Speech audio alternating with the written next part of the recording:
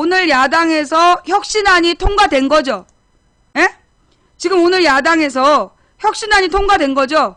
그 100% 국민공천제로 하겠다. 그게 당무위원회에서 통과가 된 거죠. 관련 뉴스 좀 갖고 와봐봐. 그 당무위원회에서 그거 통과된 거. 예. 승부수? 당원들에게 재신임을 묻겠다? 아니, 이거는, 잠깐만요. 지금 문재인이 왜 통과됐는데 왜 사퇴한다 그랬어? 통과됐는데 왜 사퇴한다는 얘기가 나와? 무슨 얘기야? 통과된 거 아니야? 문재인 승부수, 당원들에게 재신임을 묻겠다. 중앙위에서 혁신안 통과 안 되면, 중앙위? 그러니까 당무위원회에서는 통과됐고, 중앙위원회에서 혁신안이 통과 안 되면 사퇴하겠다. 당 흔들기가 금도를 넘었다.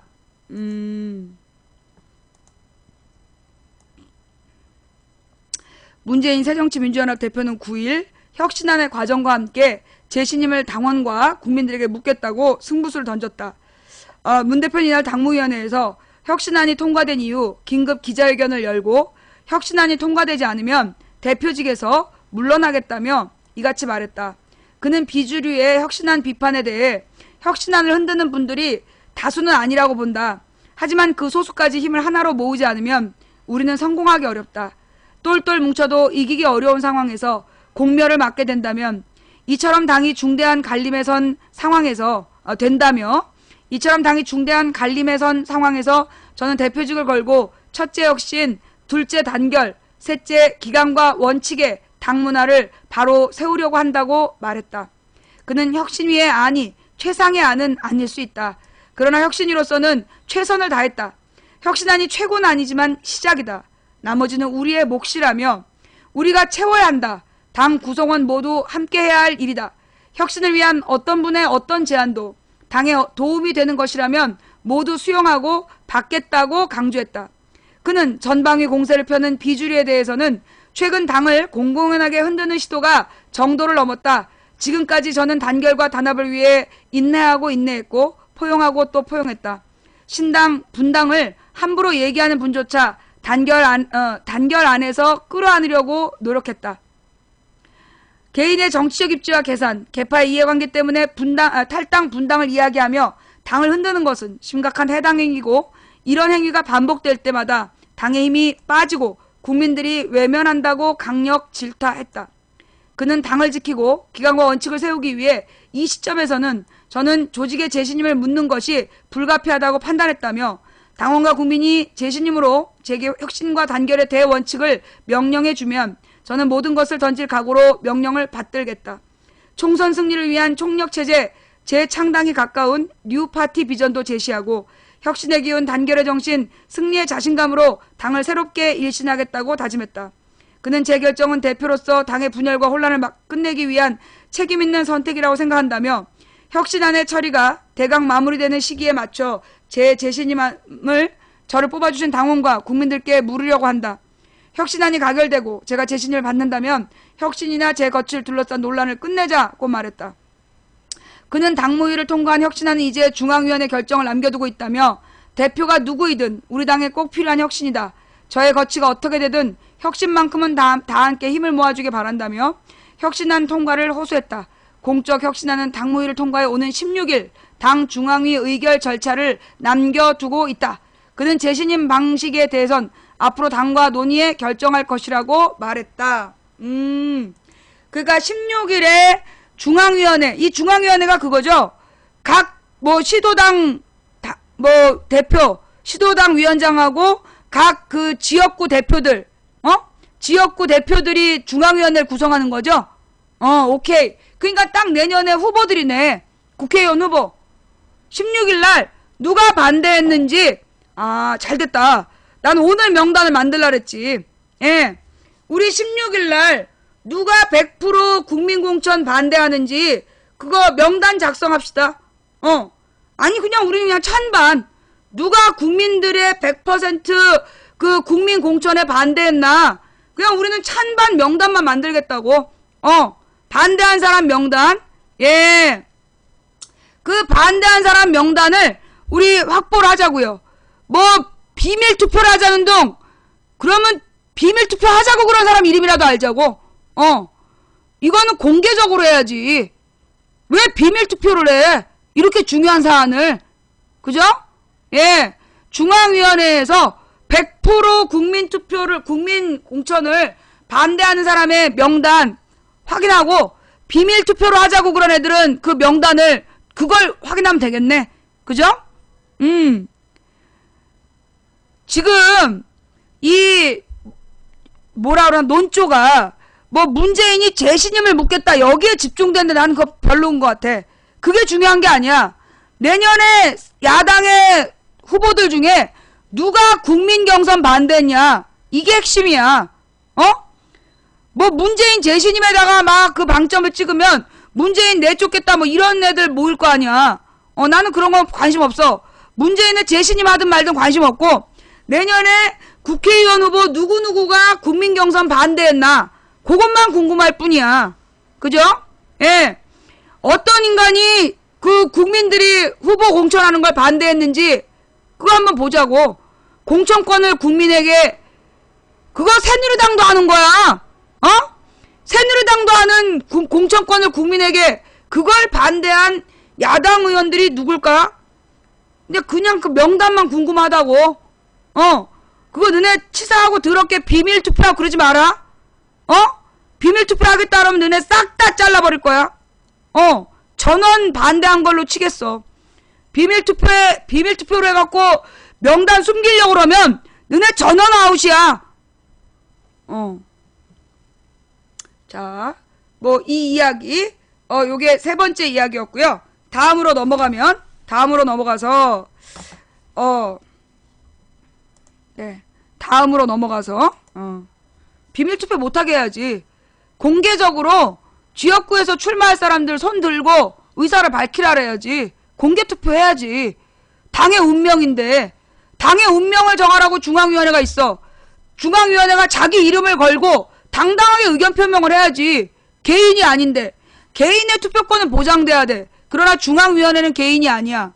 당 중앙위는 개인이 아닙니다. 따라서 당 중앙위원회에서 누가 찬성하고 반대했는가는 공적인 정보예요. 공공의 정보를 비밀투표로 넘어가려고 하지 말고 공개적으로 지위에 맞게 당당하게 외쳐. 100% 국민경선에 반대할 사람은 당당하게 일어서 반대한다고 얘기를 해. 그냥 우리는 쳐다볼 테니까. 다음 이야기.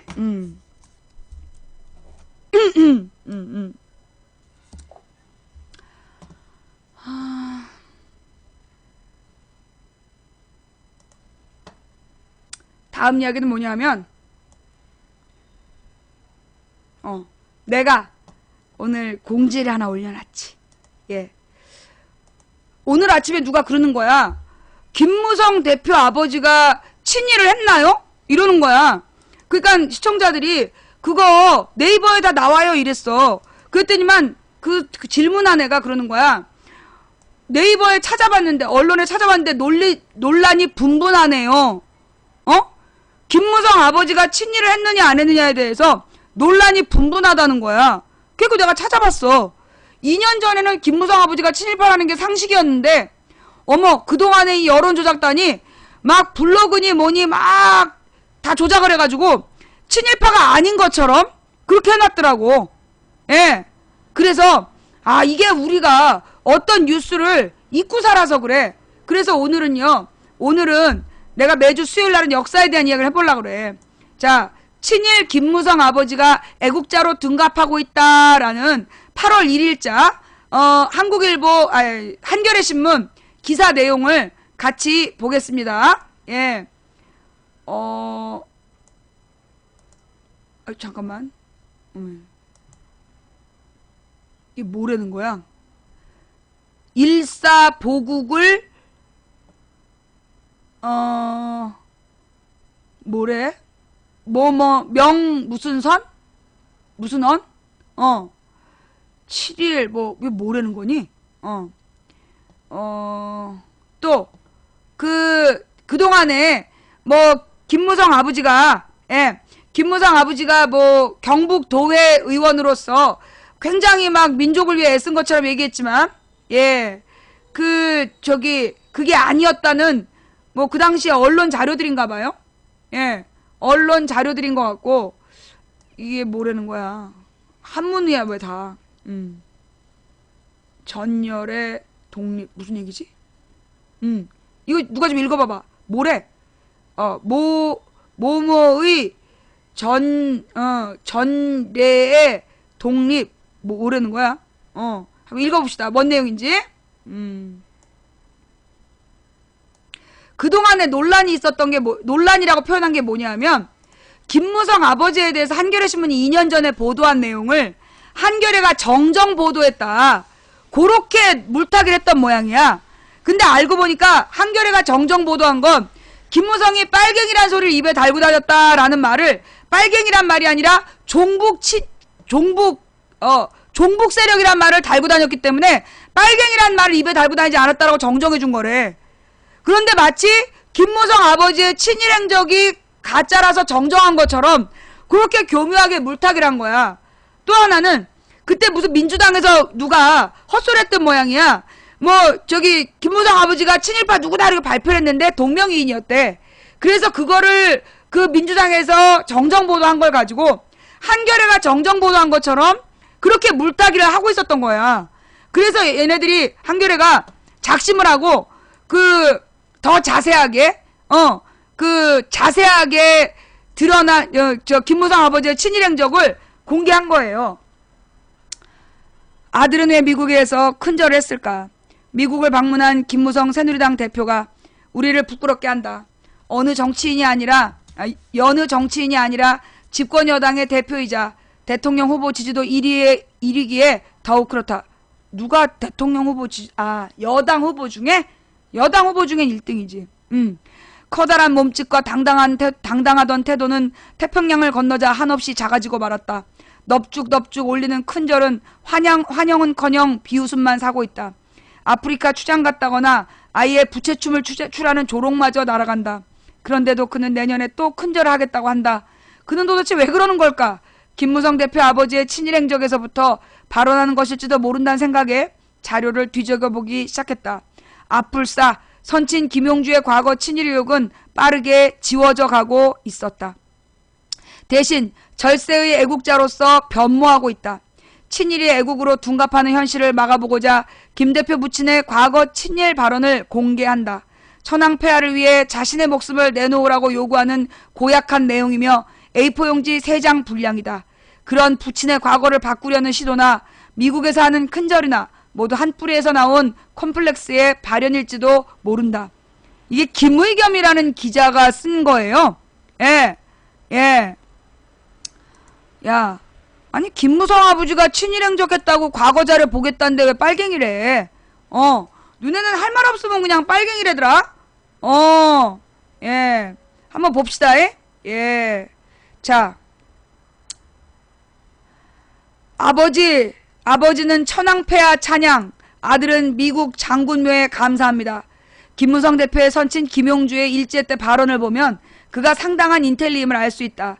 일본의 고대사부터 메이지 유신에 이르는 역사를 넘나들며 일본과 조선이 한민족, 한뿌리임을 설파하고 있다. 하지만 모든 발언의 귀결은 조선의 젊은이들이 태평양 전쟁에 용감하게 나서라는 것이다. 징용 가라는 얘기잖아요. 화랑관창처럼 사육신 성산문처럼 목숨을 바치라고 요구한다. 이게 무슨 얘기냐면요.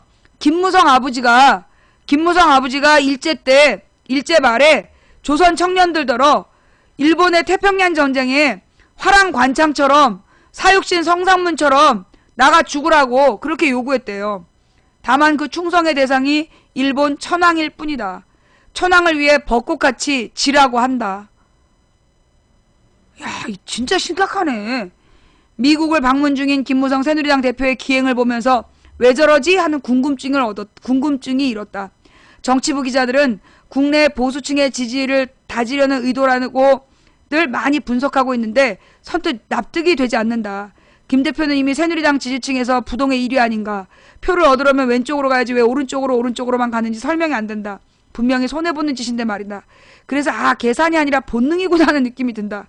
김 대표가 초대 미군 사령관 월터 워커 장군의 묘 앞에서 큰 절을 2번 올리고 나서 묘비에 묻은 진흙과 새통을 직접 손수건으로 닦으며 아이고 장군님 감사합니다를 연발했다는 기사를 보고 퍼뜩 든 생각이다. 이명박 대통령을 두고 뼛속까지 친미 친일이라고 평가한 친형 이상득의 말도 떠올랐다. 그런데 저래도 되나라는 게 이어진 의문이다. 옳고 그르면 문제가 아니다. 김무성 대표의 아버지 김용주 전 전남방직 회장 때문이다. 내가 알기로 김용주 회장은 일제 때 친일 행적이 분명한 사람이다. 해방 뒤에는 미 군정청의 지원을 받았고 일본인들이 두고 떠난 적산, 전남방직을 전쟁 중에 불화받아 부자가 되었다. 유시민 전 장관은 그런 가계도 때문에 김무성 대표를 친일 반공 보수 세력의 총화로 지칭한 적이 있다. 그러니 김 대표는 심리적 부담 때문에라도 눈에 드러나는 친미 행위는 피해야 할 처지다. 그런데 영 반대로 가고 있어 의아해진 것이다. 한겨레는 2년 전 친일 행적 정정한 적이 없다. 지금 쟤네들이 한겨레가 2년 전에 김무성 아버지의 친일 행적에 대해서 정정했다라고 거짓말하고 다녔대요. 하도 이상해서 네이버에 김무성, 김용주 친일의 단어를 쳐놓고 검색을 해봤다. 내 눈이 의심스러웠다. 김용주 회장은 친일을 의심받기는커녕 절세의 애국자로 둔갑해 있었다. 각종 기사와 블로그들이 김용주의 친일을 해명하고 애국을 칭송하고 있는 거다. 2년 전쯤 분명히 같은 검색어로 찾아봤는데 그때하고는 하늘 땅 차이였다. 그들을 클릭해서 읽어보고는 더 놀랐다. 그런 변화에 나 김의겸 기자가 적지 않은 기여를 하고 있었기 때문이다. 사건의 발단은 이렇다. 2년 전쯤 100년 전쟁은 계속되는가라는 제목의 칼럼을 쓴 적이 있다. 김무성 대표를 거론하면서 부친인 김용주는 일제 때 경북 도회 의원을 지냈고 조선 임전보국단 간부로서 황군에게 위문편지를 보내자는 운동을 펼쳤다고 비판한 것이다. 김 대표는 즉각 언론중재위원회에 제소했는데 내 나름으로는 김 대표의 요구를 선선하게 받아줬다. 내 잘못이 있었기 때문이다. 나는 칼럼에서 김 의원이 빨갱이란 말을 입에 달고 살았다라고 표현했는데 알고 보니 종북주의자 좌파 김정일의 꼭두각시라고는 했어도 빨갱이란 단어는 쓰지 않았던 것이다. 그래서 이 부분은 확인 결과 사실이 아닌 것으로 밝혀졌습니다라고 정정해줬다. 그러니까 빨갱이라고 안 그러고 종북주의자 좌파 김정일의 꼭두각시라고 했기 때문에 요게 사실이 아니라고 정정을 해줬대. 그런데 이걸 그 친일 행적을 정정했다고 거짓말을 친 거 어떤 새끼들이. 부친의 친일 행적 부분도 반론을 보도해주는 걸로 서로 쉽게 합의를 봤다. 그래서 이에 대해 김 의원은 당시 경북도 의원들은 조선인 농민들의 편에 서서 조선총독부의 정책을 비판하고 반대하였으며 김 의원의 부친은 사제를 털어 조선인 한글학교 야학을 개설하고 일본 자본에 맞서 조선인 상회를 설립하는 등 애국자적 삶을 살았고 친일 인명사전에도 없으므로 친일파가 아니다라고 밝혀왔습니다. 라는 반론보도 문구를 김 대표 변호사와 함께 작성했다. 반론보도는 정정보도와 성격이 다르다. 정정보도는 기자가 사실보도의 착오를 인정하고 내용 자체를 바로잡는 것이다. 그러나 반론보도는 양쪽의 주장을 독자가 판단할 수 있도록 상대방에게 방어할 기회를 주는 것이다. 기자인 나야 사실관계가 틀림이 없고 친일파라는 생각에 변함이 없지만 아들인 김무성 대표로서는 받아들일 수 없을 테니 반론할 기회를 주는 게 공정하겠다고 판단한 것이다.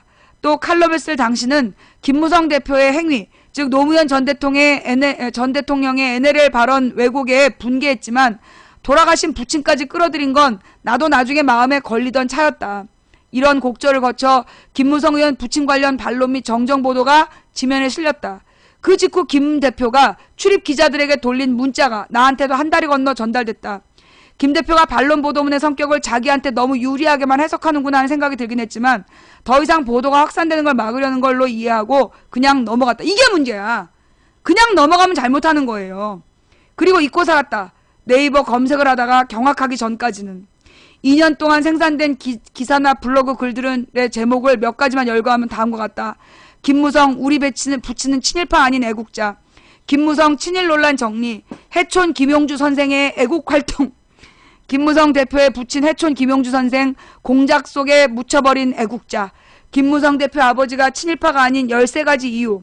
아버지가 친일파라고 차라리 나를 모욕하라. 김무성 의원이 직접 말하는 나의 개인사와 가족사 등등이었어. 2년 전만 해도 인터넷에는 김 대표의 가족사를 거론하면 친일 의혹을 제기하는 글들만 있었는데 이제는 생태계가 완전히 뒤바뀌었다. 김 대표의 적극적인 대응이 있었을 것이다. 김 대표는 어느 인터뷰에서 선친 문제와 관련해 지금까지는 무시하거나 관용으로 대했지만 이제는 언론중재위에 제소하거나 고소 등 조치를 할 계획이라고 밝힌 적이 있다. 하지만 대응이 방어 차원을 넘어서 아예 공세로 넘어간 모양새다. 친일파가 아니라는 해명을 넘어 애국자, 애국 활동으로까지 미화되고 있다. 김 대표 쪽에 적극적인 언론 접촉과 논리 제공이 있었을 테고 가까운 언론 매체나 지지자들이 그를 양산했을 것으로 짐작이 간다. 이런 환경 변화에 힘입었는지 김무성 대표의 공식 사이트에도 나의 아버지가 비중 있게 소개되는데 부제가 나라와 민족을 사랑한 해촌 김용주다. 계속 참아. 경이로운 변화다. 게다가 내가 내보낸 반론 보도문이 이런 세태 변화에 공헌하고 있다는 게 당혹스럽기 그지없다. 김 대표의 블로그에 들어가 보면 이런 글이 실려있다. 당시 한겨레가 사설을 통해 해촌 선생이 친일 행적을 보였다고 보도하자 김 대표는 당시 경북도의 의원들은 애국자적 삶을 살았다고 강조하며 언론중재위원회에 정정을 요청했다. 결국 한겨레는 2013년 10월 언론중재위원회 조정에 따라 김무성 의원 부친 관련 반론 및 정정 보도를 냈다. 정정을 해준 건 빨갱이 부분일 뿐인데 이는 거론조차 하지 않고 마치 친일 부분이 정정된 것처럼 말하고 있는 것이다. 이 글은 이어서 해촌 선생의 친일 의혹은 특정 세력의 명백한 정치 공작이라고 주장한다. 기자인 내가 졸지에 공작 정치 하수인이 되고 말았다. 김 대표 부친의 친일 의혹을 간단하게 거론하는 오마이뉴스의 어느 기사를 보니 중간에 엉뚱하게 내가 작성한 반론 보도문까지 끼어 들어가 있었다. 그것도 원문이 아니라 첨삭이 된 문장이었다. 아마도 오마이뉴스 쪽에 기사 정정을 요구하며 그 반론 보도문을 들이댄 모양이다. 내가 별 생각 없이 합의해준 반론 보도문이 나도 모르는 새 다른 언론에 재갈을 물리는데 쓰이고 있는 것이다. 나는 이거는요, 김의겸 기자가 분명히 잘못했다고 봐요. 이 당시에 목숨을 걸고 끝까지 타협하지 말았어야 돼. 합의해주니까 이런 거 아니야, 2년 동안.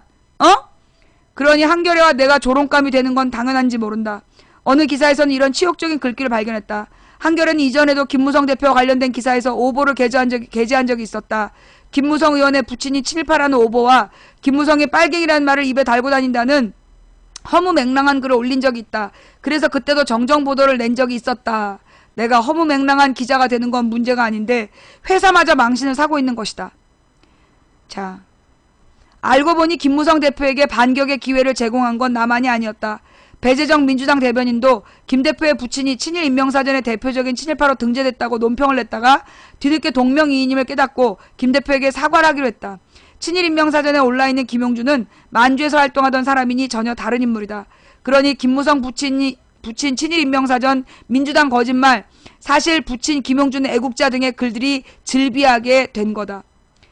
이런 과정이었던 거예요. 인터넷 경제 전문지 스페셜 경제는 당시 김무성 대표 부친 친일 의혹 거짓 속에 묻혀버린 진실, 알고 보니 애국자였다. 친일 의혹 명백한 공작이라는 단정적인 기사를 내보내기도 했다. 그 기사에선 아울러 배 대변인의 거짓 논평뿐만 아니라 한겨레신문 역시 친일 의혹에 대해 정정 보도를 하면서 김 대표 부친의 친일 의혹은 사실 무근인 것으로 드러났다고 자신했다. 그래서 나는 이제 김 대표의 선친 친일 행적을 정면으로 문제 삼지 않을 수 없는 상황에 내몰리게 됐다.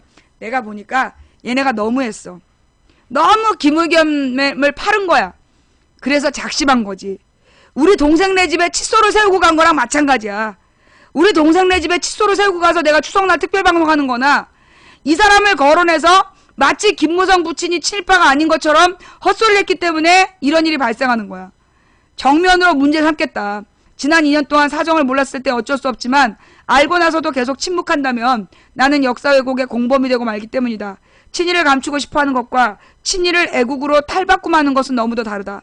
또 나와 내 몸담고 있는 한겨레의 명예를 위해서라도 뭔가 조치를 취해야 되는 상황에 맞닥뜨린 거다. 나는 사실 김무성 대표 선친의 친일 행적을 뒷받침하는 최소한의 자료를 이미 2년 전에 확보하고 있었다. 김 대표가 법적 대응에 임할 것이라며 내용 증명까지 보낸 판이라 기존에 가지고 있던 41년 12월 9일자 매일신보 말고도 더 많은 자료를 찾아볼 수밖에 없었다. 하지만 언론중재위원회에서 나가서 새로 입수한 자료를 언급하진 않았다. 확전을 원하지 않았기 때문이다. 식민지 미군전 전쟁 독재로 이어지는 뒤틀린 우리 역사에서 정리되지 못한 부분이 한두 군데가 아닌데 그 후손들을 다 문제 삼는 것은 적절치 않다는 정서에서다. 아버지는 아버지고 아들은 아들이다가 아직도 기본적인 내 생각이다. 하지만 지금은 상황이 달라졌다. 게다가 김무성 대표가 여느 정치인인가? 집권 여당의 대표이고 대통령 후보 지지도 1위를 달리고 있다. 차기 대통령 자리에 가장 가까이 가 있는 인물이다. 그가 선친의 친일 행적을 의식하고 있었다면 박미중의 발언과 행위가 나오지 않았을 것으로 나는 생각한다. 친일 콤플렉스를 완전히 떨쳐버렸기에 긴장이 풀린 상태에서 굴욕적인 큰절이 나오고 우리는 중국보다 미국이라는 발언을 태연하게 내뱉을 수 있었다고 나는 생각한다. 그러니 또 친일 타령이냐거나 웬 연자제냐 얘기를 듣는 한이 있더라도 입을 열지 않을 수 없는 것이다. 지금부터가 중요한 거야. 지금부터. 한 역사학자의 도움을 받아 찾아낸 건 매일신보 1943년 10월 3일치 이면의 기사다. 아, 이분 고소당하지 않음? 나 고소고발한 애들 많어. 근데 그거 알지? 내가 너를 포함해서 1000명을 고소한 거. 너도 고소 대상이야. 자, 계속해서 본론에 집중하겠습니다. 예. 아유, 막 급한가 봐요? 또 엉뚱한 고소 얘기 나왔어. 그래, 나 고소한 애들이 10여 명이야. 근데 내가 고소한 건 저기 1000명이야. 한 역사학자의 도움을 받아 찾아낸 매일신보 43년 10월 3일치 이면의 기사다. 집중해요. 징병제 시행을 고마워하며 미국과 영국 경멸을 결의할 목적으로 부민관 대강당에서 열린 전선 공직자 대회를 다룬 기사로서, 그러니까 대회 이름이 전선 공직자 대회라는 대회야. 요걸 이제 매일신보가 기사로 썼어. 제목은 총후의 전열, 저게 총후구나. 총후의 전설의 총립 제2일 공직자 대회의 멸적의 열화 창일 각 의원들의 연론이다. 이 자리에서 김 대표에 붙인 김용주는 징병제 실시에 보답하는 길은 일본 정신문화의 앙양으로 각 면에 신사를 건립하여, 한마디로 왜 그 신사참배 있잖아. 신사참배하는 그 신사를 건립하여 경신, 숭조, 보은, 감사의 참뜻을 유감없이 발휘하도록 하여야 하며 미영 경멸에 돌진할 것을 촉진해야 된다고 주장한다. 말이 어렵죠. 김무성 아버지가 강면에 그 일본이 우리한테 신사참배를 강요했잖아. 그걸 세워야 된다. 이유가 뭐냐? 징병제 실시에 보답하는 길. 징병제 실시를 해준 것에 보답하기 위해서 일본의 정신문화를 더 높이기 위해서 신사를 면마다 만들어야 된다라고 주장을 했다는 거야. 기사가 간단해서 더 구체적인 자료가 없을까 찾다가 이 대회 사무국이 44년 1월에 발간한 징병제 시행감사 적미영 경멸 결의선양 전선 공직자대회 기록을 발견하게 됐다. 그 책자는 김용주의 발언이 상세하게 실려있다. 옮기고 나서 보니 A4 용지로 3장이 넘는 분량이나 몇 가지만 추려서 소개하면 다음과 같다. 이날 회의에서 첫 번째 의제는 징병제 실시에 즈음하여 그 완벽을 기함과 함께 2500만 민중에게 고마우신 성질을 철저하게 젖어들게 하도록 구체적인 시책 의견이었다. 징병제 실시에 대해서 고마우신 성질에 철저하게 젖어들게 하도록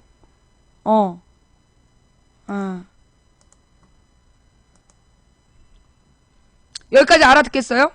김용주는 박수를 받으며 등단해 먼저 가장 급한 일은 여기 지금 우리 이쪽 방에도 들어왔고 요원이 난동을 피우고 있었군요. 얼릴게요. 김용주는 박수를 받으며 등단해 먼저 가장 급한 일은 반도 민중에게 고루고루 일본 정신문화의 진술을 확실히 통하게 하고 진정한 정신적 내선일체화를 꾀하여 이로써 충실한 한국 신민이 될 것이라 생각합니다. 라고 말하며 구체적인 방책들을 제안한다. 그 가운데 하나는 강면에 신사를 건립하여 모든 민중으로 하여금 신을 공경하고 신앙생활을 하게끔 하며 일본 정신의 진수에 철저히 젖어들게 할 수 있습니다이다. 한국 교회는 뭐하냐? 김무성 그 의원실로 쳐들어가야지. 우리 대한민국의 교회들이 일제강점기 때 신사참배를 거부했다라고 그렇게 떳떳이 주장해왔잖아? 그런데 그 신사를 김무성 아버지가 강면에 세우고 이걸 강요한 주범이야. 그는 이어 앞으로 징병을 보낼 반도의 부모로서, 여기가 더 웃겨요. 징병을 보낼 반도의 부모로서 자식을 나라의 창조신께 기뻐하며 바치는 마음가짐과 귀여운 자식이 호국의 신으로 야스쿠니 신사의 신으로 받들어 모시어질 그 영광을 충분히 인식하여 모든 것을 신께 귀의라는 신념을 가져야 한다고 생각합니다. 즉 신에 대한 신앙을 철저히 하여 현세의 신이신 천왕께 귀일하는 것입니다. 라고 주장한다. 어머, 이거는 반응 좀 봐야 되겠어. 이거 알아듣겠어요, 여러분? 이게 무슨 말인지? 이게 뭔 말인지 알아듣겠어? 김무성 아버지가 한 말이야. 이거 오늘 처음 보신 분. 예. 이거 오늘 이런 내용 처음 보신 분. 세상에 이런 김무성 아버지를 애국자였다고 써 있었던 거야? 나도 처음 봤어, 지금. 나도 오늘 처음 봤어. 이런 기사는 메인에 안 뜨잖아. 그러니까 나도 이거 못 봤어요. 토요일날은 거의 신문을 안 봐가지고 내가, 야, 이게 토요일날 특별판으로 나온 기사였어. 그래서 우리가 몰랐어. 예. 기가 막히네요. 요것도 우리 추석 때 요 기사도 가지고 가서 다 같이 가족들에게 알려드려야 될 것 같아요. 그죠? 예. 언론이 숨긴 진실, 이 기사도 이 추석 때 전국 국민들이 다 알 수 있도록 웬만하면 프린트를 해서 가져가는 것도 괜찮을 것 같아요. 예. 예. 자. 조선의 부모들이 천황폐하를 위해 기꺼이 자식의 목숨을 바칠 수 있도록 면 단위마다 신사를 세워 신앙심을 고취시키자는 고약한 내용이다. 일본 동맹통신사에서 발간한 자료를 보면 김용준은 말만 내세운 게 아니라 실제로 대구 신사를 건립하는데 2,000원을 기부한 것으로 나온다. 이 당시 2,000원이면 어마어마한 돈이에요. 절 하나 지을 수 있는 돈이야. 2,000원이면. 더 심한 건 신라시대 때 화랑 관창과 조선시대 사육신 성산문의 사례를 들며 우리는 이처럼 의용 충렬한 선조를 갖고 있습니다. 그 자손인 자가 분투하여 굳건한 각오를 갖는 게 매우 중요하다고 생각합니다는 논리를 편다. 우리 조상들의 충성심과 의기를 오늘에 되살려 일본 천황을 위해 떨쳐 일어나자는 얘기다. 기가 막히죠? 그죠? 기가 막히죠? 야, 우리 이런 거 잘 몰랐어. 그죠? 야, 이게 왜 선동이야? 너 막 가슴이 두근거려? 자, 여러분 지금 막 선동한다고 떠벌리는 놈들이 있어요. 자, 그래서 얼리고 계속해서 읽어드릴게요. 예. 화랑관창과 성산문을 찍어 붙여가지고 지금 일본 외왕한테 충성해서 가서 군대다가 죽으라고 그렇게 주장을 했다는 거야. 김용준은 이어 총독부 기관지인 매일신보의 한글판을 매주 1회 발행하자고 제안하며 그를 통해 영미화란의 과거 수백 년 동아 침략의 실정 및 과거 현재의 통틀어 약소하고 전쟁에 패한 국가민족의 말로가 얼마나 참담하고 슬프고 애달기 짝이 없는지를 명시하여 정부를 향하여 나아가는 길을 제시하고 1억 국민을 굳게 단결하여 죽어서라도 승리하겠다는 결심을 확고하게 해야 될 것이라고 라는 말로 연설을 맺는다. 기가 막히는구만. 조선 총독부 기관지인 매일신보를 한글판으로 매주 1회 발행하자고 연설을 했대요. 김용준은 두 번째 안건에도 등장해서 발언을 한다. 안건은 대동아전쟁 바야흐로 저편과 이편이 결전양상으로 바쁘고 어지럽고 맹렬하게 됨을 돌아보고 더욱 경멸의 결의를 새롭게 하고 조선서 필승신념을 고양하며 전력증강, 전시생활의 확립을 한층 심화, 철저히 하는 건설적 의견이다. 그는 이 의제와 관련해 반도 2,500만 반수인 부녀자의 생산 방면 활동을 높이기 위해 취사는 아침밤 2번으로 하고 점심은 도시락제로 할 것, 요리집, 음식점 등 유흥음식 시간을 미영 격퇴까지 당분간 2시간 내로 제한할 것 등을 제안하기도 했다. 위안부 문제를 거론하지 않는 게 그나마 다행으로 여겨질 정도다. 이 자료를 통해 매일신보를 바라보는 김무성 대표 부자의 시각차가 드러나 쓴웃음을 짓기도 했다. 나는 2년 전 칼럼에서 41년 12월 9일치 대한매일신보를 근거로 김무성 부친 김용주는 조선임전보국단 간부로서 황군에게 위문편지를 보내자는 운동을 펼쳤다고 썼다. 실제 그날치 신문기사를 보면 김용주는 대구부 욱정공립국민학교에서 열린 조선임전보국단 경북지부 결성식에 참석한다. 거기서 그는 황국 장병에게 감사의 전보를 보낼 것을 제안했고 이는 만장일치로 가결된다. 그리고 그는 조선임전보국단 경북지부 상임이사에 선출되는 걸로 나온다. 하지만 김무성 대표 쪽은 매일신보가 당시 조선총독부의 기관지였고 당사자가 작성하지 않은 기고문조차 매일신보 기자가 임의로 작성해 보도한 사례가 있는 만큼 믿을 수 없다고 언론중재위에 반박했다.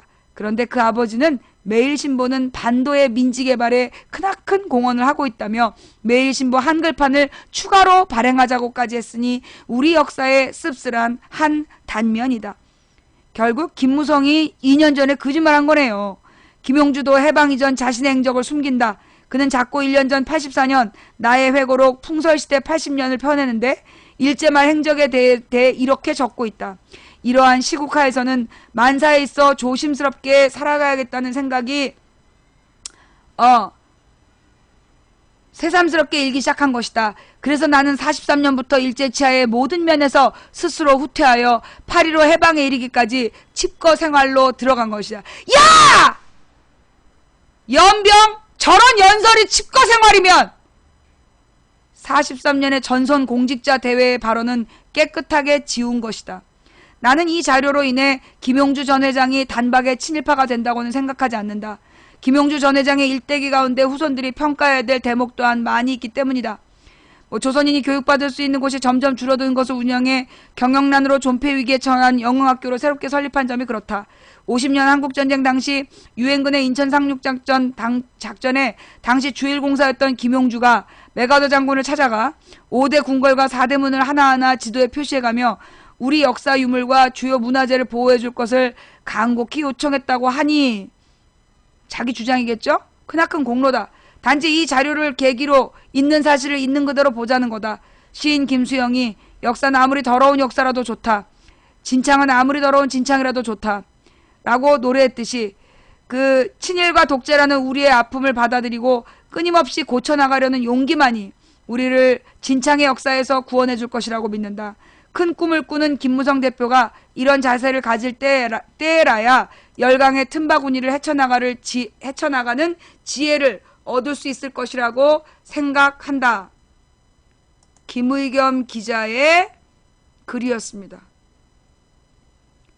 자, 이 글, 오늘 이거 보기 전까지는 김무성 아버지가 친일인지 아닌지, 김무성 아버지가 친일인지 아닌지 논란이 있고 헷갈렸다 그런 분. 그런데 오늘 이 기사를 보니까 확실하게 팩트 정리가 됐다 그런 분만 손. 김무성 아버지가 친일파라는 근거를 모르고 있었는데 친일 행적. 근데 그리고 막 블로그나 네이버에서 막 애국자라고 얘기해가지고 헷갈렸는데 오늘 이 기사를 보니까 논쟁 끝났다. 오케이? 됐습니다. 감사합니다. 역시 우리 망치부인 방송은 이런 방송이야. 사실 우리 망치부인 방송을 보는 분들은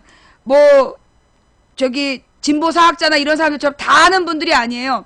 다만 망치부인이 몰라면 이분들도 모르다가 망치부인이 알게 되면 다 같이 아는 거. 그게 우리 방송의 특징이야. 그죠? 우리 방송은 내가 모르는 거는 다 같이 몰라. 근데 내가 아는 건 다 같이 알아. 그죠? 오늘 아침에 와서 김무성 부친이 친일파라는 주장 그거 질문하면서 논란이 많던데요 라고 객관적인 척하고 글 쓰고 간 친구 고마워. 내가 자네 덕분에 오늘 이 기사를 찾아봤어. 저는요 늘 요원들을 통해서 업그레이드 됩니다. 너네들이 아침에 와서 나한테 김무성 아버지가 친일파라는 주장은 그 뭐 논란이 있는 내용이다라고 쓰지 않았으면 나는 이 기사를 찾아볼 생각을 못했을 거야. 근데 니네가 와서 마치 객관적인 척 하면서 김무성 아버지가 친일파가 아니라는 그런 주장을 했잖아? 그래서 내가 이 기사를 찾아본 거야. 요 위에 건 지금 우리 한겨레 신문 읽은 거고요. 그 밑에 그 김무성 아버지 친일 행적 미화 말라 요건 프레시안 기사예요.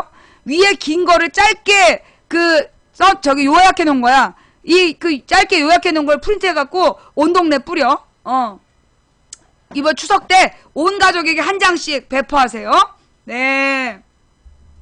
자, 우리 동생 집에 했다는 건 뭐냐면, 내 동생 집에 웬 놈이 나타나가지고 세면대 밑에 칫솔을 세워놓고 갔어. 아마 이놈은 이 칫솔을 세우면서 이랬을 거야. 우리는 음지에서 일하면서 양지를 지향한다. 그러면서 이 세면대 밑에 쭈그리고 앉아서 이 칫솔을 세웠겠지. 이 들떨어진 놈. 어떤 놈이 이런 짓을 했기 때문에 내가 열받아가지고 벌을 주기로 했어. 원래 추석날 저녁에는 방송 안 하기로 했는데 이놈이 이런 짓을 해서 내가 열받아가지고 추석날 저녁에 특별 생방송 할 거야. 이승만 박정희의 그 정치경제사, 이승만 박정희 시대의 정치경제사를 27일에 생방송을 할 예정이야. 누구 때문에? 이 칫솔 세운 놈 때문에. 아마 볼펜 세우는 여자를 무지 존경하는 팬인가봐. 그래서 남의 집에 들어와갖고 칫솔을 고스란히 세우고 갔나봐. 이 칫솔은 욕실 장 안에 있던 군대 간 조카의 것이래요. 이걸 꺼내갖고 세면대 밑에다가 세워놓고 갔어. 예. 이것들이 뻑하면 들어와 남의 집에. 이 볼펜 세운 그 여자를 생각하면서 나도 님을 따라 배우겠습니다. 우리는 음지에서 일하며 양지를 지향합니다. 이러면서 그 남의 집에 들어가고 칫솔을 세우고 간 모양인데 너 때문에 내가 추석날 특별방송 할 거야. 추석 연휴에 안 쉬고 내가 특별방송 할 거야. 잘 들어. 그리고 니네들이 뭐 자꾸만 니네들이 자꾸만 사고를 치면 너네들이 이렇게 해서 나를 겁주려고 그런 것 같은데 잠깐만요. 예. 너네들이 나를 겁줘서 방송을 못하게 하려고 그런 것 같은데 너네한테 벌 주는 개념으로 나 방송 더 할 거야. 너네 때문에 열받아갖고 나 방송 더 할 거니까 각오해. 엄마, 방송보다 중요한 걸 하나 잊었어. 뭐? 어제 내가 안과 갔다 와서 15,000원 썼다 했지. 왜 안 줘? 줄게. 지금 줘. 네, 알았어. 자, 다음 이야기로 넘어갈게요. 나한테 어떤 사람이 텔레그램으로, 예, 어떤 시청자가 나한테 텔레그램으로, 갑자기 왜 채팅창이 왜 깨졌지? 언놈 때문에 깨졌냐? 예. 나한테 어떤 사람이 텔레그램으로, 사진을 하나 보냈어. 예. 사진을 하나 보내가지고, 그거 보셨어요? 아닌데.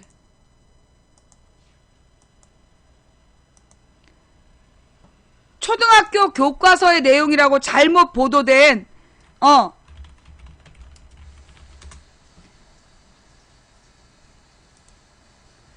박정희 가만있어 보자.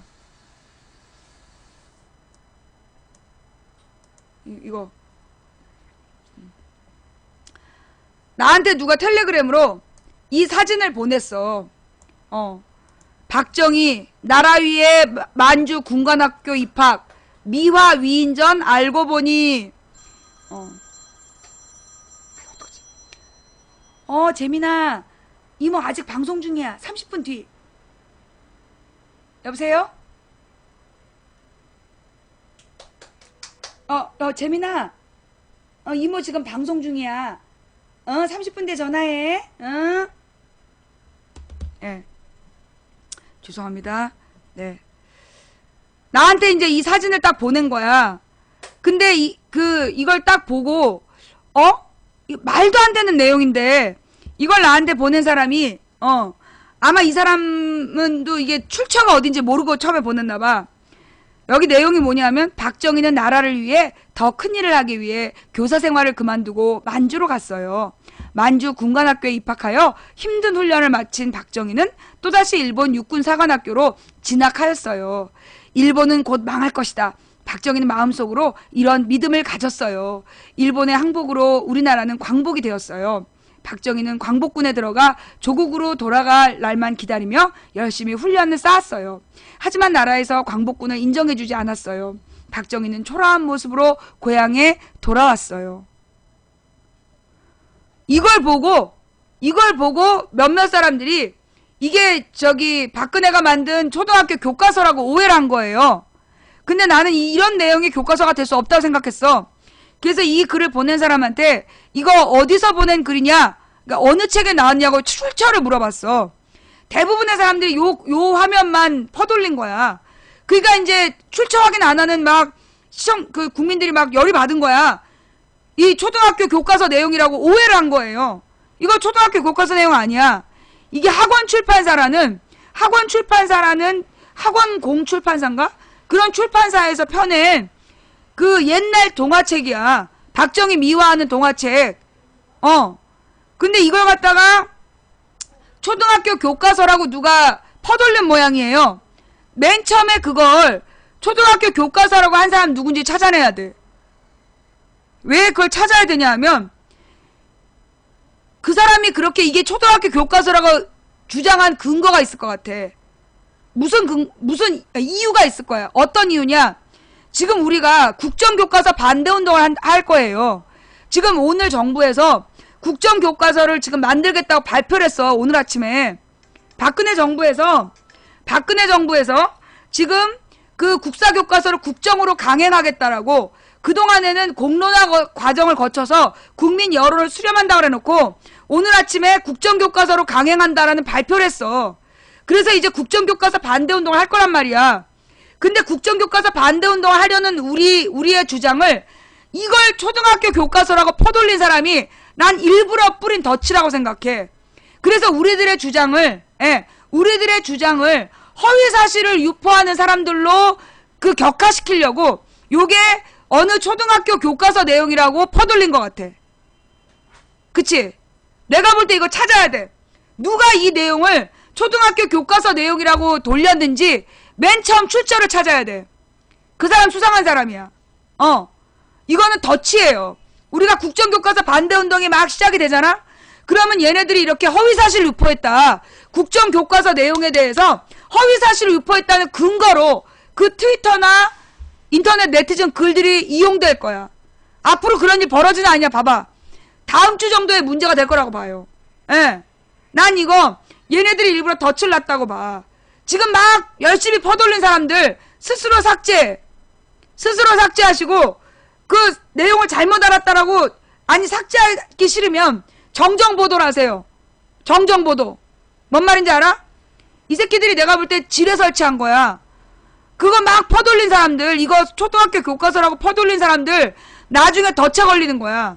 우리의 국정교과서 반대운동을 물타기 하려고 미리 준비한 거야. 뭔 말인지 알아요? 예. 자, 그럼 이 글에 대해서는 온라인에서 초등학교 교과서로 알려지면서 논란이 일어 사실은 1990년대 출판된 동화책이다. 13년 전에 절판됐다. 박정희 전 대통령이 일본 육군사관학교 입학 이유 등을 미화한 한 위인전이 초등학교 교과서로 오해받아 누리꾼 사이에서 논란을 일으켰으나 사실이 아닌 것으로 밝혀졌다. 발단은 지난 7월께부터 오늘의 유머와 MLB 파크 등 여러 온라인 커뮤니티에 올라온 박정희 창조 미화라는 제목의 사진에서 비롯됐다. 이거 작업하는 데잖아. 요거 요원들 작업하는 거잖아. 그죠? 국정원 댓글 요원들이 오유 MLB 파크에서 활동했어. 그치? 딱 이게 7월달부터 이걸 누가 퍼뜨렸다니까. 사진으로 촬영된 책 내용을 살펴보면 박정희는 나라를 위해 더 큰 일을 하기 위해 교사 생활을 그만두고 만주로 가서 아까 읽은 내용이야. 이런 내용이 적혀있다. 한겨레가 취재한 결과 해당 내용이 담긴 책은 90년대 학원출판공사라는 출판사에서 나온 판타피아 위인전기 한국편 32권 중 한 권인 박정희 전 대통령 위인전인 것으로 확인됐다. 1960년대 만들어진 학원출판공사는 90년대까지 왕성하게 전집 출판 사업을 벌이다가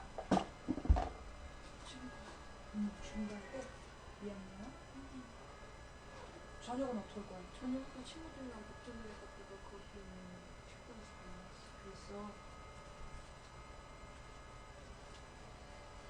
갔다 와. 예. 90년대까지 그 학원 출판공사는 90년대까지 왕성한 전집 출판 사업을 벌이다가 현재는 영업을 중단한 상태다. 해당 전집은 절판돼서 더 이상 구매할 수 없다. 이 같은 과정을 잘 알고 있는 한 출판 관계자는 8월 8일 한겨레와의 통화에서 전집 초판은 당시 전진 프로덕션이란 기획사에서 제작했고 학원 출판공사가 인쇄를 맡아 판매했다며 해당 전집은 13년 전인 2002년 2월 절판됐고 현재 시중에서 구할 수 없다고 말했다. 민족문제연구소가 공개한 1939년 3월 31일자 만주신문 기사를 보면 청년 박정희는 경북 문경에서 교사로 재직하던 중 일제강점기 만주국 군관으로 지원했다가 나이 초과로 탈락했다. 박정희는 한 번 죽음으로써 충성한 박정희 142 뭐 어쩌고 뭐 이렇게 해서 쓴 혈서와 지원 서류 등을 넣어 다시 군관 모집에 응시한 것으로 전해진다. 만주 신문 기사에는 박정희가 지원 서류에 일본인으로서 수치스럽지 않을 만큼의 정신과 기백으로서 일사봉공의 굳건한 결심입니다. 확실히 하겠습니다. 목숨을 다해 충성을 다할 각오입니다. 라며 한 명의 만주 국군으로서 만주국을 위해 나아가 조국을 위해 어떠한 일신의 영달도 바라지 않겠습니다. 멸사봉공 견마의 충성을 다할 결심입니다. 라는 내용이 포함됐다고 전하고 있다. 이게 박정희가 그 당시에 만주에다가 그러니까 만주군에 편지를 보냈고 그 내용이 만주신문에 기사화된 거야. 광복군 편입과 관련해서도 오해의 소지가 다분하다. 박한용 민족문제 교육홍보실장은 해방이라는 급격한 상황 변화 중에 중국에 흩어진 광복군이 인원을 늘리는 차원에서 박정희를 편입한 것이라며 광복군을 추가 모집한 곳에 가서 과거 경력을 인정받아 중대장이 됐다고 설명했다. 또 당시 연고가 없던 박정희가 중국에서 귀국해야 되는 상황에서 미군 배를 타고 부산으로 귀향하게 됐다고 말했다. 만주군에서 박정희와 같이 근무했던 중국인 동기생 고경인 씨는 해방 직후 박정희의 모습에 대해 그날 1945년 8월 15일 오후 박정희를 만났는데 이제 어떻게 하면 좋겠냐며 낙담한 모양이더군요. 그래서 내가 우리하고 같이 가면 되지 뭐가 걱정이냐고 위로해줬습니다. 박정희는 북경으로 떠나면서 고국에 돌아가면 건국에 참여하고 싶다는 의지를 내비쳤습니다라고 말한 적이 있다. 그래서 1945년 8월 15일에 우리 조선이 해방되니까 박정희가 이제 어떻게 하면 좋겠냐고 낙담한 모양이었대. 그런데 이걸 저렇게 미화해서 동화책을 펼쳤던 거야. 그런데 이 동화책 내용을 누군가가 초등학교 교과서 내용이라고 계속해서 올렸다는 거예요. 그래서 인터넷상에서 막 퍼졌다는 거야. 이거 내가 볼 때 부비트랩이야. 이거는 우리가 지금 사실 이제 다음 주부터 그 싸움이 시작돼요. 국사 교과서 국정교과 반대운동. 지금 서울대 교수 77%가 반대했잖아. 서울대 교수 77%와 역사교사 2255명이 국정교과서 반대 성명을 냈단 말이야. 그래서 이제 다음 주부터 우리가 싸워야 되는데 이때 요 내용을 가지고 국정교과서 반대하는 사람들이 허위사실 유포한다. 그런 내용으로 이 자료를 쓸 수 있다는 거예요. 우리가 마치 이걸 허위사실 유포한 사람처럼. 그러니 스스로 요 내용을 그 초등학교 교과서라고 올린 사람들 바로 잡으세요. 여러분 바로 잡으시고 이게 그래야 여러분들이 국정교과서 막을 수 있어요. 왜 매번 중요할 때 이렇게 실수를 하는지.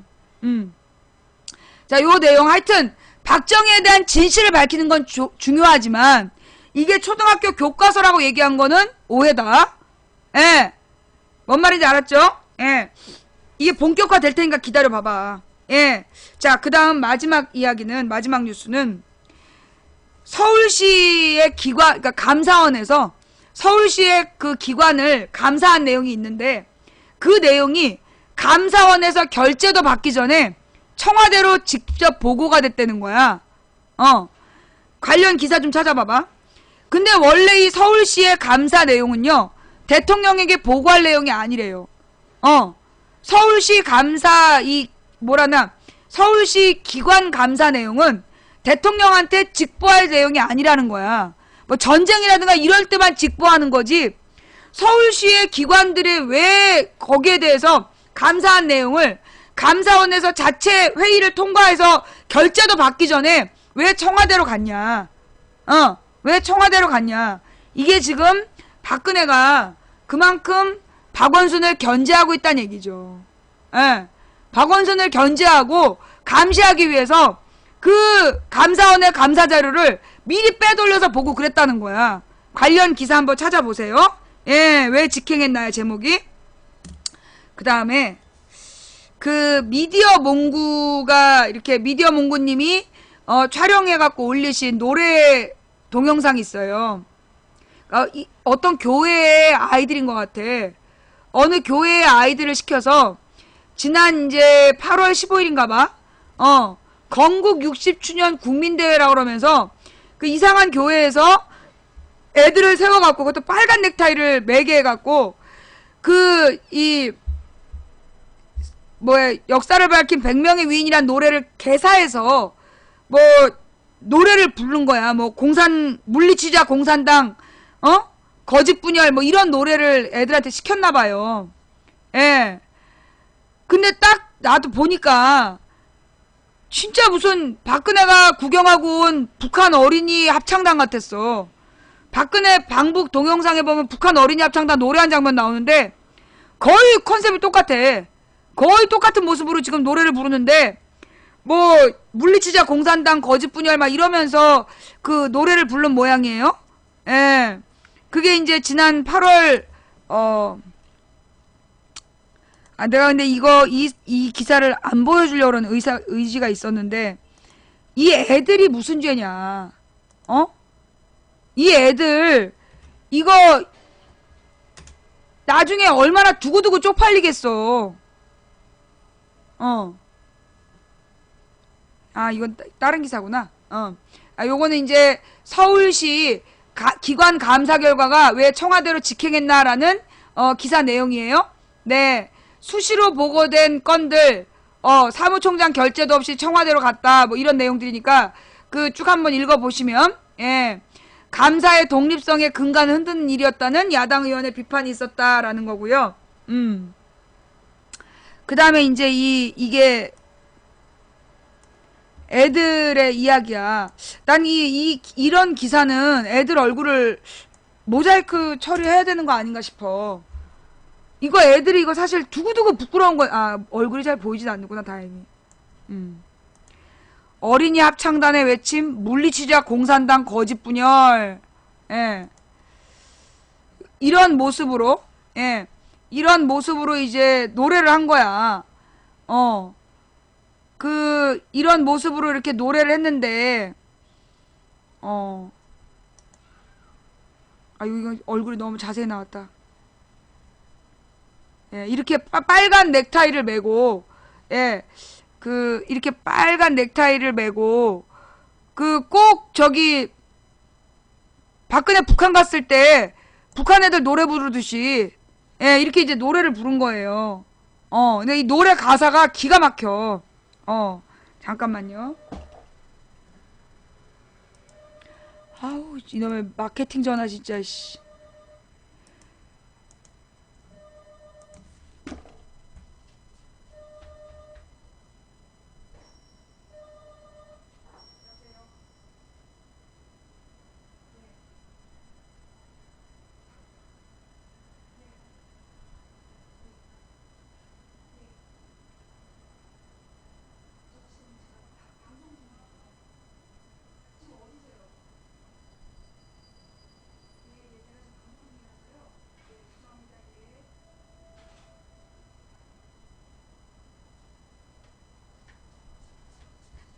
아유, 진짜. 죄송합니다. 이거 기사 아니야. 나 이 기사 왠지 찝찝해. 이 기사 왠지 찝찝해. 나는 이제 그런 생각이 들어요. 어른들이 어떤 정치적인 입장을 가지고 그 정치적인 표현을 하는 거는 난 자유라고 봐. 그런데 이 애들한테 이 노래를 외우게 해서 이 사람들 앞에서 세워놓고 노래를 부르게 한 행위에 대해서는 이거 부모들도 다 동의를 얻은 건지, 에? 이건 좀 심각한 문제라고 보여. 이건 아이들에 대한 아동 학대 아니야, 이거?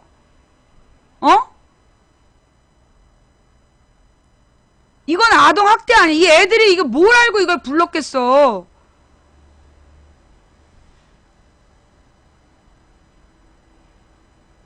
나 이거는 이 부분은요.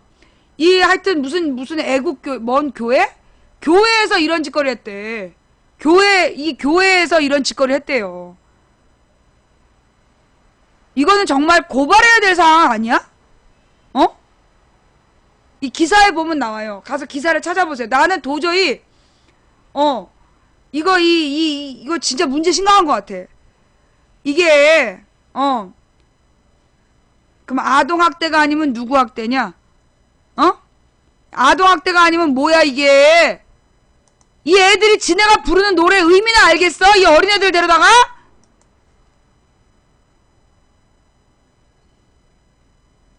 저 아이들이 지네들이 부르는 노래가 어떤 의도에서 나온지 알고 불렀겠어? 저건 또 뭐야? 국정원 채용 상담? 저는 하여튼 근데 이게 벌써 2년 전에 나온 노래래.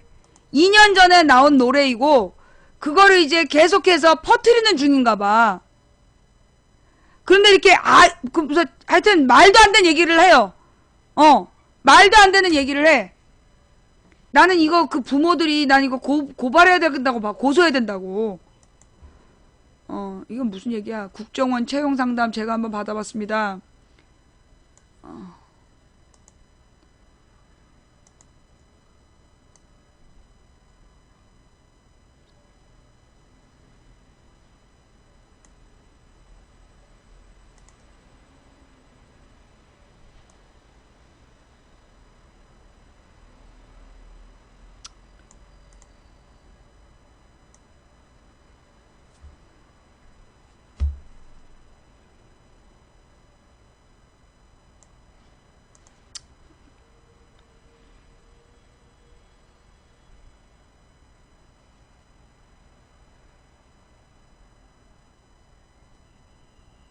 별로 중요한 기사 아닌 것 같은데? 이거 별로 중요한 기사 아닌 것 같은데. 이게 내용이 뭐예요? 저기, 이렇게, 방송과 무관한 내용을 막 올리지 마시고, 이 기사 핵심 내용이 뭔지가 얘기를 해주세요. 별로 중요한 기사가 아닌데, 이게 중요한 얘기할 때 이런 기사 올리시면 어떡해. 일단 이 아이들을 이용해서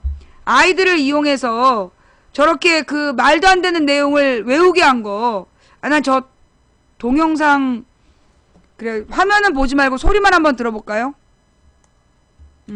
아이들의 인권 때문에 화면은 내가 못 보여주겠고. 애국 시민 여러분, 대한민국의 번영을 가능케 한 이 나라의 구조의 모든 얼개는 건국 대통령 이승만 대통령의 손으로 만들어졌습니다. 이승만 대통령의 위대한 업적에 대한 재평가가 오늘부터 시작되어야 합니다. 진보 좌파 세력들이 주장하는 정의가 패배하고 기회주의가 득세한 굴욕의 역사가 절대 아니라는 것이 증명됐지 않았습니까? 여러분, 우리의 학생들이 부정적 사관으로 쓰여진 역사 교과서로 우리의 현대사를 배우고 있는 것을 우리가 막아야 되지 않겠습니까? 대한민국 5천년 역사에서 가장 큰 복이라고 하면 단연 대한민국 건국이 아니겠습니까? 그러니까 1948년 8월 15일이 건국이고 진정한 광복일이 아닙니까, 여러분? 45년 8월 15일은 일본 천황이 연합국에게 무조건 항복한 항복일이고, 그 항복으로 인해서 우리가 해방된 해방 70주년이지 결코 광복 70주년이 아닙니다.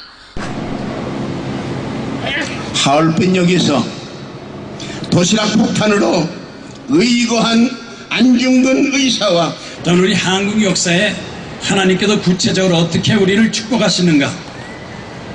첫 번째로 세종대왕을 보내신 것 축복입니다.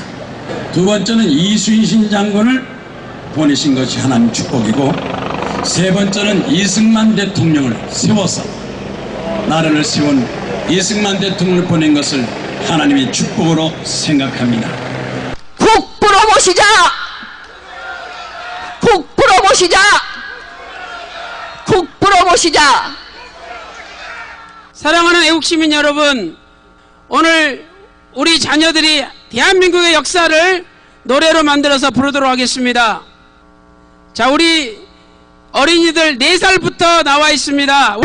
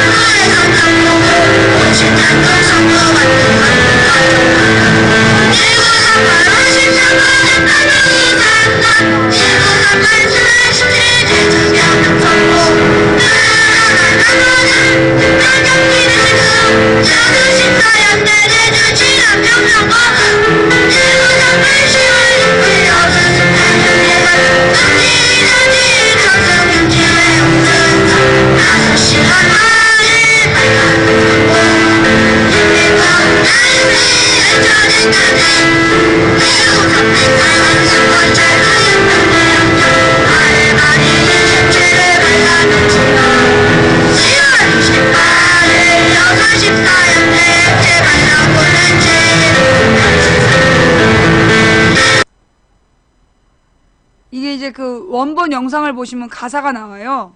예. 소리가 지금 녹화가 잘 안 된 것 같은데, 거기 이제 그 마이크 상태가 좀 안 좋았던 것 같아요. 이거 역사를 빛낸 100명의 위인 그거 작곡자가 동의했나? 그 이 음을 이렇게 갖다 써도 된다고?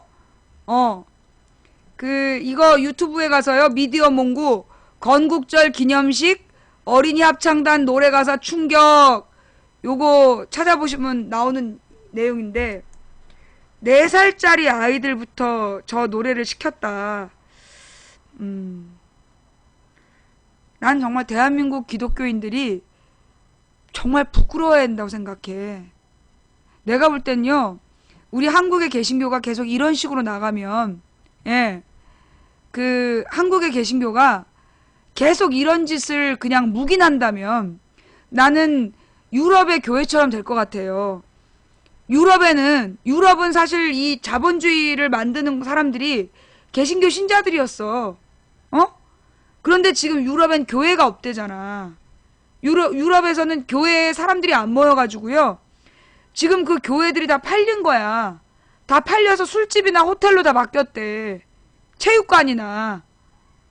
나는 진짜 대한민국의 이 개신교회가요, 이런 짓거리에 대해서 그냥 뭐 남을 심판하지 말라고 그랬다 이러면서 묵인한다면, 그리고 계속 이런 짓거리 한다라면 나는 우리나라의 개신교가 정말 곧 사라질 것 같아. 정말 믿음 깊은 신앙인들이 대한민국의 이 심각한 상황에 대해서 기도해야 돼요. 난 너무 참혹한 것 같아. 이거 진짜 참혹한 거야. 이 대사를 애들한테 외우게 한 거 아니야. 얼마나 잔인하냐고. 교회라는 이름으로. 무엇보다 여러분, 건국 67주년이라는 주장은 왜 문제죠? 뭐에 위반된다? 건국 67주년이라는 표현은 뭐에 위반된다? 헌법에 위반된다. 헌법에 위반되는 거예요. 이건 우리나라의 그 법적 전통을 무시하는 발언이야. 저 사람들 저거 저렇게 얘기하자. 이거 헌법을 외면한 거, 헌법을 반대한 거기 때문에 이적 단체예요, 저거. 우리의 헌법 정치, 헌정 질서를 문란하게 하기 때문에 저런 거는 만약 헌법과 반대되는 이야기를 저렇게 당당하게 공개적으로 집단적으로 했잖아. 저거 아로 같은 조직이라고. 저거는 일제강점기라는 적을, 일제 군국주의자들이라는 적을 이롭게 하는 이적단체야. 우리 헌법에 뭐가 나오냐면 1919년 3.1운동 이후에 만들어진 대한민국 임시정부를 법통으로 한다고 나와 있어요. 그런데 건국 67주년이란 말은 그 말을 부정하는 거야. 48년에 건국했다 이런 얘기를 하는 거라고. 저 얘기는 그러면서 이승만이를 국부로 만들겠다는 주장이야. 그런데 이승만이 만든 법에도, 이승만이 맨 처음에 제정한 헌법에도 나와 있어. 대한민국 임시정부의 법통은 그러니까 대한민국의 법통은 대한민국 임시정부에서부터 찾는다. 그래서 이승만도 우리의 연원은 1919년에서 시작이라고 얘기를 했단 말이야. 그런데 저 짓거리를 한 거야 지금. 왜 그래? 무식해서 저래. 헌법을 모르고 무식해서 저래. 아니면 무식해서 그런 게 아니면 의도적인 거야. 의도적으로 독립운동의 역사를 지우고 싶은 거죠. 독립운동의 역사를 지우고 소위 이승만 때부터의 자기네들의 이 친일파의 역사를 정당화하려는, 친일파의 역사를 정당화하려는 논리적 모순인 거야. 이승만이가 1919년에 건국됐다고 외쳤는데 건국 67주년이면 산수를 못해? 1919년부터 2015년인데 이게 67주년이면 너네 집단의 문제는 산수가 안 되는구나. 그래 내가 굉장히 미안해. 괜히 심각하게 생각했네. 이 건국 67주년이라는 너희들의 그 수준이 산수를 못하는 거지. 이승만도 니네들이 국부로 외친 이승만이도 1919년부터라고 얘기를 하는데 니네가 67주년이라고 주장하는 건 산수가 안 되는 거지? 그래. 하긴 뭐 우리 방에 와서 댓글 쓴 애도 수준 딱 보니까 그러더라. 이해한다. 그래. 그럼 그렇지 뭐. 너네들 수준이 그렇지. 산수 계산이 안 되니까 그런 거 아니야. 아니 국부면 건국의 아버지면 따라야 될 거 아니야. 너네가 좋아하는 이승만이도 1919년이 건국이라는데 어디다 대고 뻘소리야. 이 무식한 것도 진짜.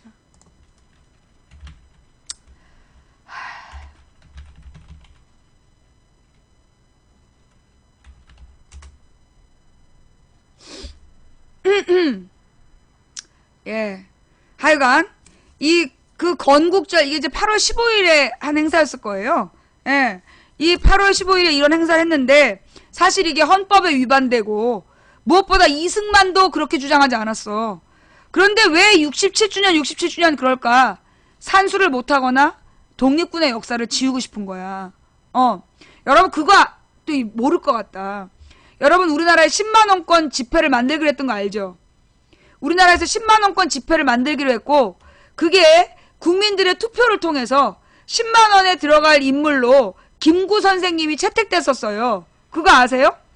노무현 정부 때 그 5만원권 10만원권 새 화폐에 인물을 국민투표를 했어. 그 국민투표를 하기보다 이제 국민들한테 여론조사를 한 거야. 그래가지고 1위가 나온 게 김구 선생님이었어요. 그래서 그 5만원권이 나왔잖아.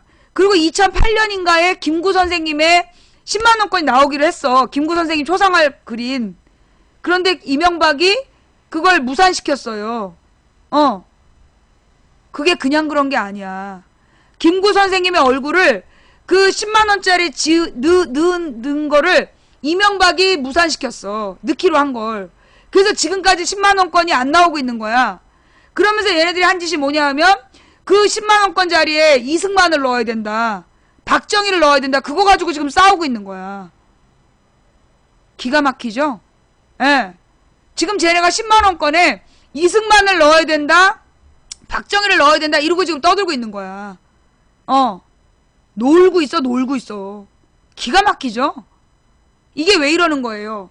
우리가 지난 수십 년 동안 언론에 대한 기본적인 믿음, 언론은 진실만 보도하겠지라는 철없는 믿음으로 우리가 대한민국의 민주주의를 그것들이 좀먹고 있는데 그냥 방치해왔기 때문이에요. 그 결과 우리는 역사도 잃고 민주주의적 권리도 잃고 우리 헌법도 잃고 우리는 지금 재벌들의 여러분 그 매트릭스란 영화 보셨죠?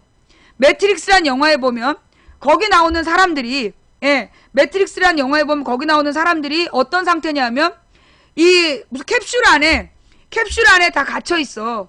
그래서 이 인체에서 나오는 자연적인 생체 에너지 이걸 전력으로 뽑아 쓰는 기계에게 생체 전지 역할로 그 핏바라먹힘을 당하고 있는 에너지를 착취당하는 알 상태로 있는 장면이 나와. 인간 전지. 굉장히 참혹하잖아요. 너무 끔찍하잖아. 근데 내가 볼 때 우리가 지금 그런 상태야. 여러분 지금요. 어저께 뉴스에 계속 떠벌렸던 게 뭐였냐면 이번 정부에서 예산안이 정부가 제출한 거 예산안을 아직 통과 안 됐어. 그런데 마치 청년 일자리를 위해서 십몇 조를 쓴다. 정말 청년 일자리를 위한 거야? 내가 볼 때 언론 플레이 같아. 복지 예산 155조? 청년 일자리 만드는 거 16조? 나 이거 뻥 같아요.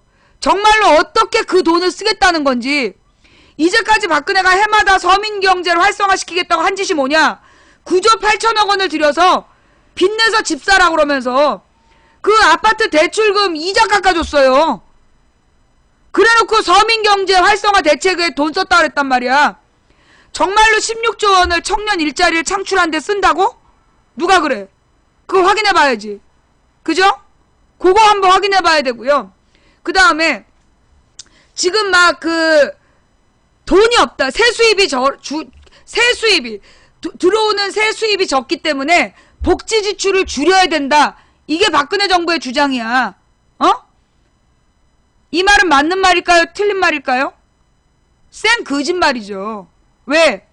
박근혜가 지금 깎아준 세금이 수십조 원이라고. 박근혜가 재벌들한테 법인세 깎아준 게 수십조 원이야. 이명박 박근혜가 100조 넘게 깎아줬어. 부자들한테 깎아준 세금이 100조 원이 넘는데 그렇게 100조 원씩 깎아주니까 세수입이 줄어드는 거거든? 그런데 그게 경제가 어려워서 세수입이 줄어드니까 그래서 복지를 줄인대. 이런 이 잡것들을 만나. 이런 이 천하의 잡것들.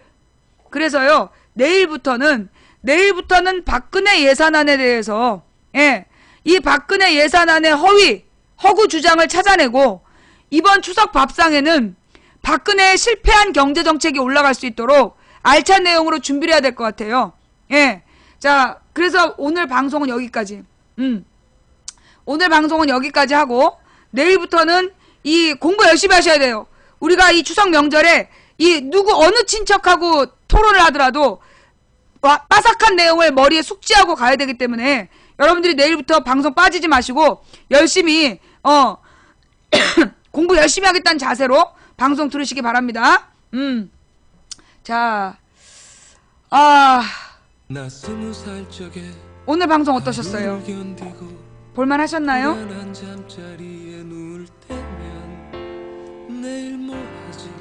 예. 오늘 굉장히 앞부분에 제가 막 화가 난 상태라서 쟤네들은 아마도 망치 부인을 겁주고 싶었나봐요. 망치 부인을 겁주기 위해서 이제 망치 부인 집에는 들어오면 티가 나니까 망치 부인 동생네 집에다가 이런 짓거리를 해놓고 갔어. 세면대 밑에다 칫솔을 세워놓고 그 망치 부인이 겁먹기를 바란 것 같아.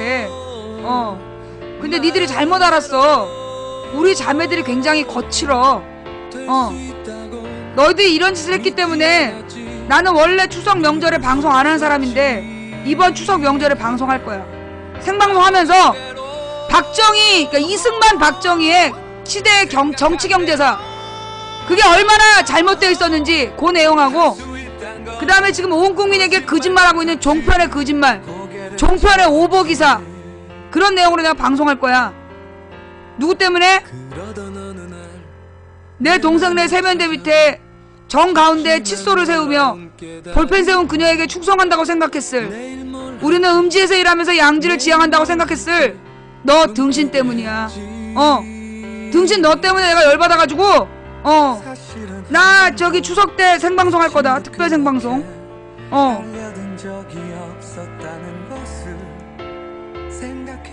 나한테 두려움을 줄 거라고 생각하지 마. 나는 이미 37살에 내 스스로 죽었다고 생각한 사람이야. 나는 죽었다라고 생각하고 사는 사람이라고. 나는 누가 나한테 겁을 주려고 하면 나는 분노하는 사람이야. 어따 대고 협박질이야. 이것들이 죽고 싶어 환장을 했나?